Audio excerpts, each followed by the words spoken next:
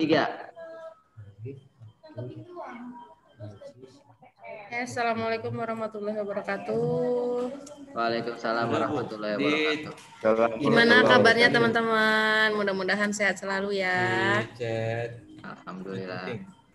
Baik, amin. Untuk memulai presentasi ini, kita awali dengan ice breaking ya. Biar tambah semangat semuanya. Yuk, semua ikutin ya. Marina menari di atas menara. Satu lagi ya, satu kali lagi. Marina menari di atas menara. Oke, mungkin langsung aja presentasinya ya Pak ya. Ya. Nah, saya share screen dulu.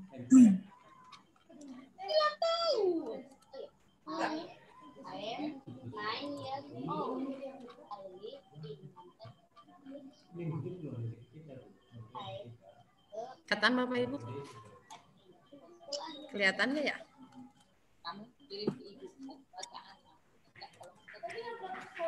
Cis nih, masukin nih. Kelihatan? Ya. Oke. Mungkin langsung aja ya buat presentasi sekarang. Sekarang saya akan membahas tentang asesmen diagnostik. Asesmen diagnostik itu proses pemberian bimbingan dan konseling harus diiringi dengan asesmen atau penilaian dan juga diagnosis, sehingga treatment yang dilakukan bisa memberikan dampak positif bagi peserta didik atau klien. Menurut Ratna Widyasuti tahun 2010, asesmen atau penilaian BK adalah kegiatan mengukur atau menilai proses bimbingan dan konseling yang dilakukan sebelum, selama, dan sesudah bimbingan dan konseling tersebut dilakukan. Jadi, selama kita melakukan bimbingan dan konseling itu, harus sudah ada asesmen.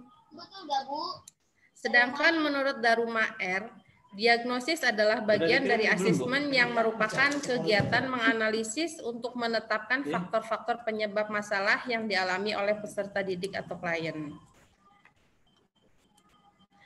Asesmen merupakan salah satu bagian terpenting dalam pelaksanaan bimbingan dan konseling, karena itu menjadi tolak ukur bagi konselor dalam menyusun perencanaan pemberian treatment yang tepat untuk klien.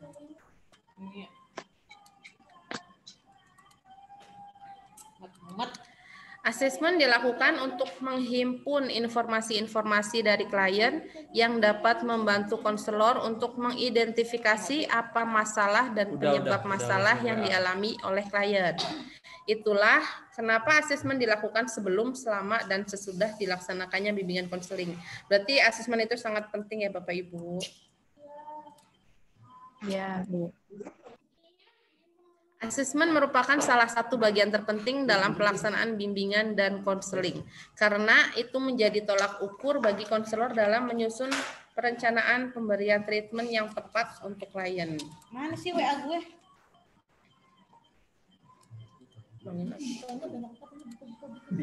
Tujuan asesmen diagnostik.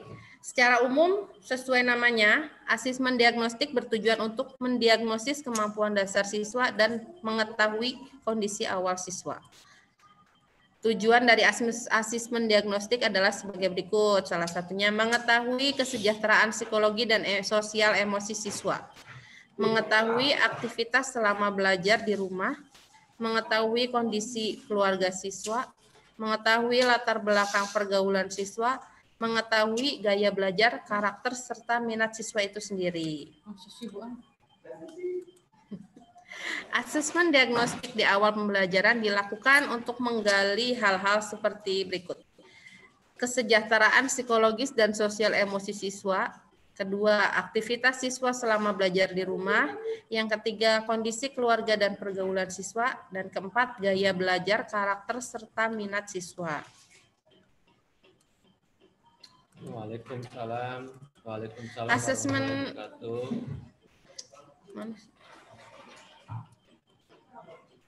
Selamat pagi, Bu. Tahap-tahap melaksanakan asesmen diagnostik adalah salah satunya persiapan.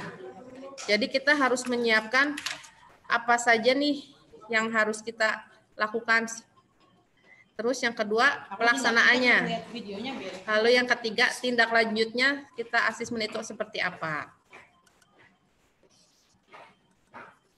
Contoh kegiatan persiapannya, siapkan alat bantu berupa gambar-gambar mewakili emosi. Seperti gambar-gambar yang emotikan di WhatsApp, seperti itu. Jadi terus buat daftar pertanyaan ringan-ringan aja, seperti apa yang kamu rasakan, apa harapan kamu, seperti itu. Aku pengen nangis ya, kenapa ya? Lanjut, contoh kegiatan pelaksanaannya.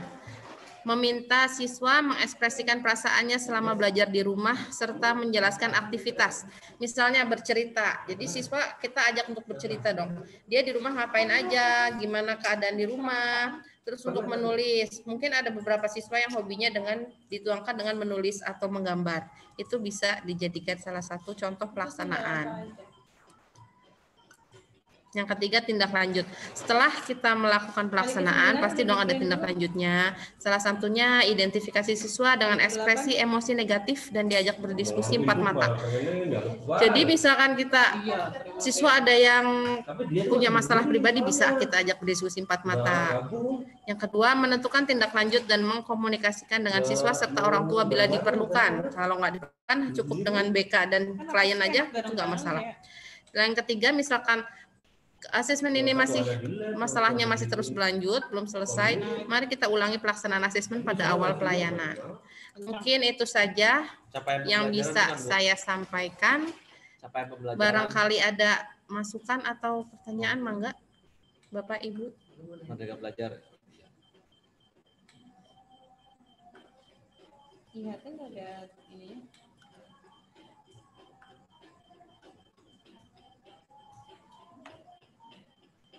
Yakin nggak ini kurikulum ini akan Siapa? Tentang Merdeka Belajar, Bu ya. Mangga barangkali ada yang mau tanya. Belajar berarti Kalau ganti Apa sudah cukup saja? Merdeka berarti Belajar pemerintah kan dinas pusat dari itu segi emang seneng apa ya? buang-buang duit untuk pelatihan buat orang-orang. Mangga Pak memerdekakan ya. Haidir, Pamal, Pak Budesri, barangkali Memerdekakan ada yang mau ditanyakan? Atau sudah cukup paham dengan penjelasannya? Bentar dulu Bu ya. Ada Maaf Bu, mau bertanya. Tadi itu terkait langkah-langkah pelaksanaan asesmen diagnostik itu bagaimana sih tadi teh? karena pendidikan yang memerdekakan itu kan bisa mengenal karakter siswa ya, cara mengenal karakteristik siswa juga Bu.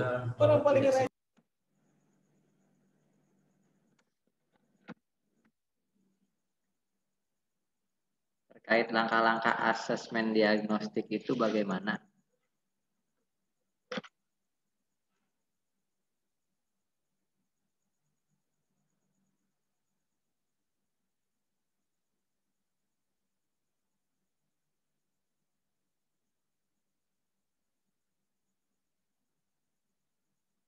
Ya gimana ini? Paham? Cukup sampai di sini? Itu Suaranya manja banget. Pamal Langkah-langkah asesmen diagnostik itu bagaimana sih Bu? hanya Pamal. Tahap melaksanakan asesmen diagnostik. Ya langkah-langkahnya. Ini Pak, melakukan persiapan. Contohnya membuat rencana pelaksanaan asesmen, identifikasi materi asesmen, seperti itu. Terus pelaksanaannya kita bisa minta siswa untuk bercerita tentang masalah dia ada apa sih. Kalau enggak, dia bisa dengan menuliskan, misalkan dia nggak berani bercerita ya, bukan nggak berani sih, nggak pede untuk bercerita dengan guru BK tersebut, barangkali dengan menulis atau menggambar siswa tersebut bisa menuangkan unek-uneknya tuh apa, masalahnya apa. Terus kita tinggal tindak lanjut. Jadi masalah siswa ini nih harus bagaimana kita menindaklanjutinya? Apakah cukup dengan berdiskusi 4 mata atau harus sepengetahuan orang tua juga? Nah, misalkan dengan pelaksanaan kita seperti itu masih mengganjal atau kurang puas si klien tersebut, kita bisa ulangi asesmen tersebut sampai bisa mendapatkan hasil yang memuaskan. Mungkin seperti itu Pak Amal. Ya cukup jelas Bu. Terima kasih atas jawabannya. Ada lagi atau sudah cukup? Sudah cukup, Bu.